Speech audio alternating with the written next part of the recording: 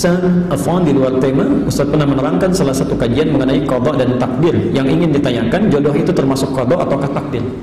Oke? Saya tidak menerangkan masalah qada, saya menerangkan masalah qadar dan takdir. Ya, karena qada, ada qadar, ada takdir, itu berbeda. Ya, ada qada, ada qadar, ada takdir. Yang saya maksudkan kemarin qadar. Qadar itu ketetapan yang telah diberikan oleh Allah sebelum kita terlahir ke muka bumi ini, ya, dan tidak bisa diintervensi, tidak akan berubah sampai kita wafat. Jadi ibu sampai nangis darah pun bikin status jutaan kali untuk merubah itu tidak akan pernah berubah. Ya, di antaranya ada dua, satu rizki, kedua ajal.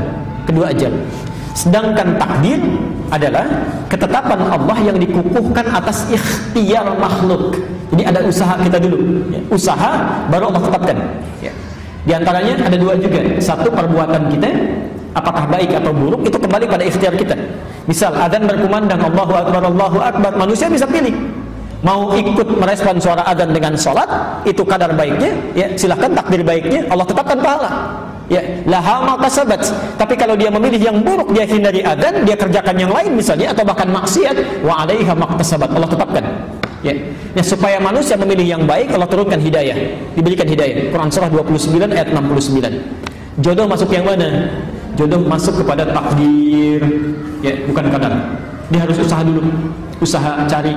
Makanya kata Nabi, tunkahul mar'atu li arba'in. Ya, perempuan dinikahi lewat 4 hal.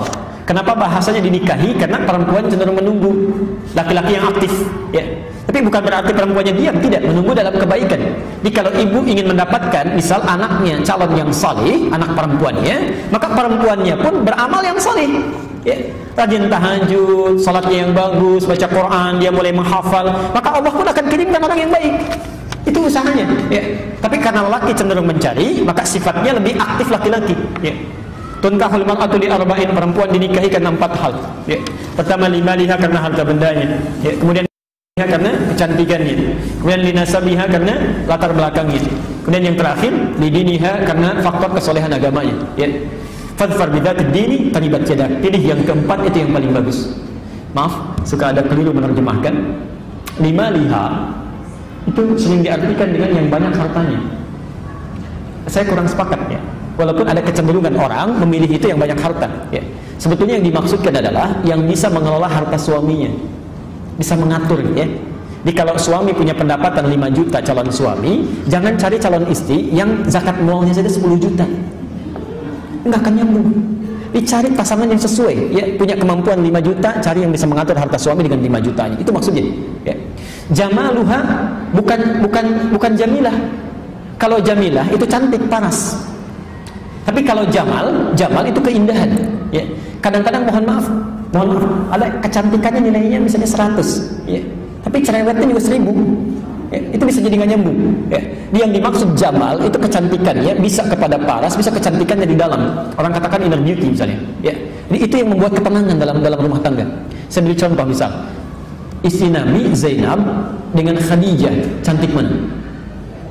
Sudah pernah lihat belum? Bagaimana bisa jawab itu? Oke.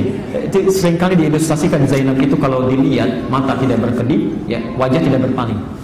Karena itu Nabi pernah dituduh, Nabi itu menikahi Zainab karena hasrat saja, ya. Tapi itu terbantahkan oleh fakta sejarah. Beliau tidak punya keturunan dari situ, ya.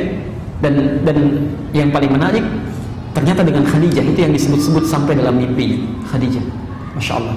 Kenapa bisa disebut demikian? Jawabannya ada di Al-Bukhari nomor hadis yang keempat. Silahkan dicek itu.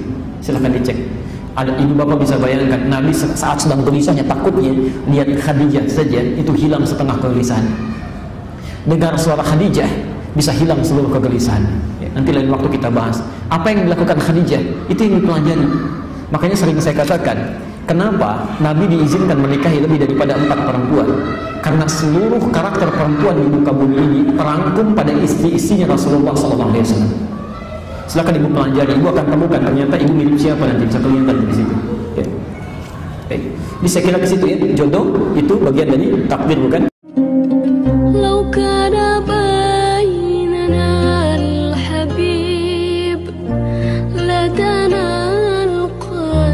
والقريب